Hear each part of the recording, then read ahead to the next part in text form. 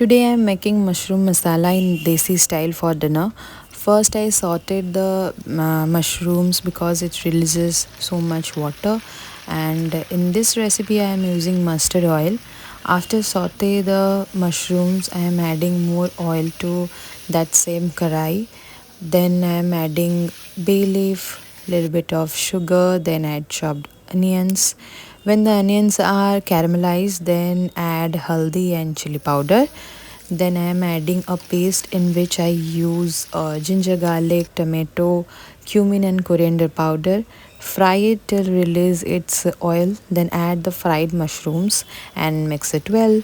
Now I am adding boiled potatoes, which you can skip. I like potatoes very much. Actually, we like potatoes in our family. That's why I am adding this. Then give it a mix. Lastly, I am adding salt and dried kasuri methi because I don't have coriander leaves. If you have, then please add coriander leaves.